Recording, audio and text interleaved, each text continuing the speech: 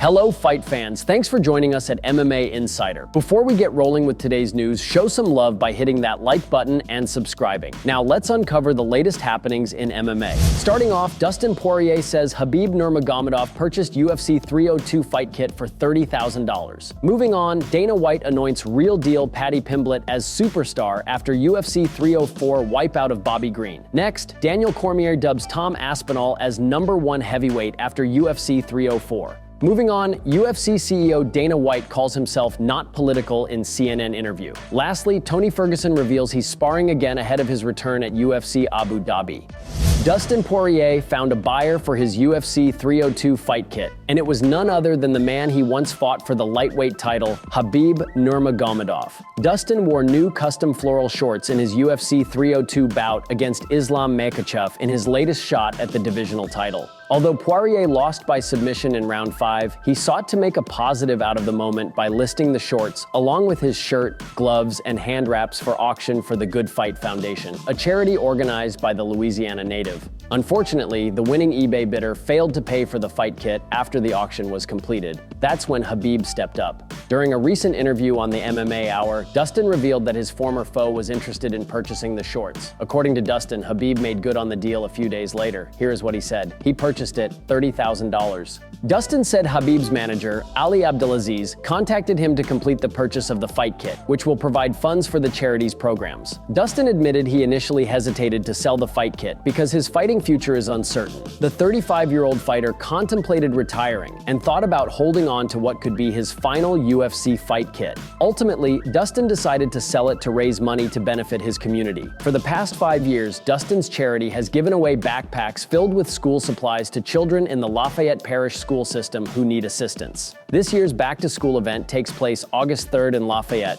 where the charity will provide up to 3 backpacks per vehicle. Talking to the media, here is what Dustin said. We've got about 2,500, maybe a little bit less, maybe a little bit more, backpacks filled with school supplies for the year. It's time to take Paddy Pimblett seriously as a legitimate top-tier lightweight. That's what UFC CEO Dana White thinks. Paddy, 22-3 MMA, 6-0 UFC, delivered big in the biggest spot of his career Saturday at UFC 304 when he choked King Green unconscious in highlight reel fashion in front of a raucous crowd at Co-op Live in Manchester, England. It was the first fight on Pimblett's new contract, and he received an extra $200,000 in performance of the night bonus money for his efforts. The emphatic result sent Pimblett's stock soaring and led to him declaring himself as a top 15 lightweight with sights on Renato Moicano, win or lose in his UFC Paris matchup with Benoit Saint-Denis on September 28th. Paddy also used the moment to bash those who said he would never achieve such heights in his career, and White said he deserves to do exactly that. Here is what he said. He's one of those guys that I think his personality or whatever it is, people aren't afraid of him. I don't know. I can't explain it. He showed tonight you don't have to be afraid of him, but you definitely have to worry about him. And now he's in the top 15, and he's never lost in the UFC. So he's the real deal. White was questioned about all sorts of scenarios in regards to Pimblett's future. Will he get that fight? Will Moicano or someone on that level? Could he get a 5-round headliner next? Would it take place in Europe? The potential scenarios are endless for Paddy, and now it's White's job to determine the best one. You can do anything with Paddy. The guy's a superstar. There's no doubt about it. Everybody who keeps doubting him, he keeps proving everybody wrong. It was a big test for him, and he breaks into the top 15 and did it impressively against a highly motivated, very talented guy.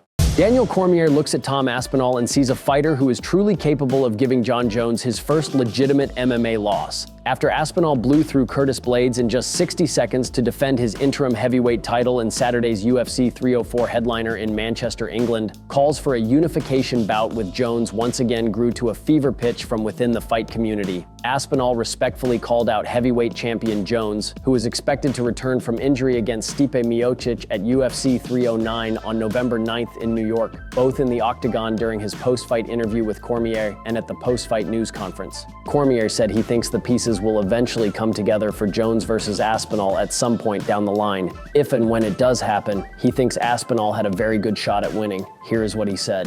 We are ultimately looking at the best heavyweight on the planet, because I don't know if Jon Jones will beat this guy. But I will not be quick to say Jon Jones is afraid of him or that it's a foregone conclusion that he beats Jon.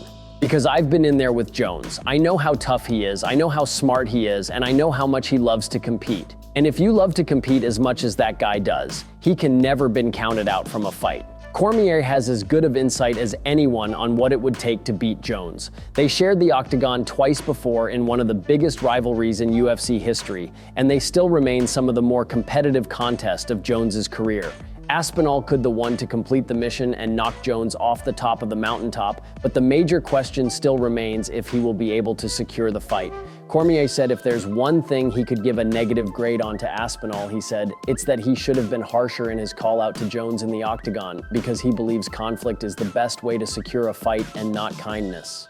Do you agree with Daniel Cormier? In your opinion, who is the #1 heavyweight fighter? Do you think it's Jon Jones or someone else? UFC CEO Dana White continues to make the rounds, including several interviews about his friendship with former President Donald Trump. White, 55, has made his stance clear that he doesn't care about politics despite endorsing Trump at the 2024 Republican National Committee just days after Trump was nearly assassinated in Butler. White didn't hold back when CNN's Laura Coates asked Friday evening about the current political climate, including Kamala Harris replacing Joe Biden as the Democratic nominee. Here is what he said: "I don't judge people by their politics and who they vote for or any of that stuff. Listen, I don't know Kamala. She seems like she's a nice person. I have nothing against her whatsoever, and like I said, I'm not political, but do I think that she's fit for the job? I do not, personally." Dana White has been seen with Donald Trump at several UFC events over the past few years, including UFC 302 in June in Newark, which was headlined by Islam Makhachev and Dustin for the lightweight title. Regardless of political ideals, White went on to say that politics are a no-fun topic and that regardless of who becomes the 47th president, no one will be happy. Here is what he said: "But either way, she's gonna say other nasty stuff about both of them. It goes both ways. And as voters, what we need to do is cut through all the BS, and you have to look at who do you think is best fit to run the country for the next 4 years. That is our job as voters. All of this stuff is a bunch of nasty BS." It's safe to assume that White will be sticking to what his heart desires, as he does not disclose many beliefs that would be considered non-fighting related. The election will happen right around UFC 309, which at press time does not have a confirmed date. Ferguson enters the bout on a 7-fight losing streak and is moving back up to welterweight to take on Michael in what could be his final UFC fight. Although Ferguson is on a losing skid, he still has confidence in himself, and ahead of his return, he says he started to spar again and feels like he's in a good spot in his career. Here is what he said: "I want to continue to do this, so I have to perform, and I will perform." This camp was a little more interesting for me. I went back to sparring and I was excited about this, like how I first fought in Mexico. It was something new, towards something I could enjoy. I took this camp very seriously. Thank you so much for tuning into today's video. Your dedication and support fuel our passion to bring you the latest and greatest in the MMA world. If you enjoyed today's news, please give us a thumbs up and share it with fellow MMA fans. Remember to subscribe to stay in the loop with daily MMA updates. We've got a lot of exciting news, interviews, and analysis coming your way every single day. Your engagement helps us grow and serve the MMA community even better. Once again, thank you for being an integral part of our daily MMA journey.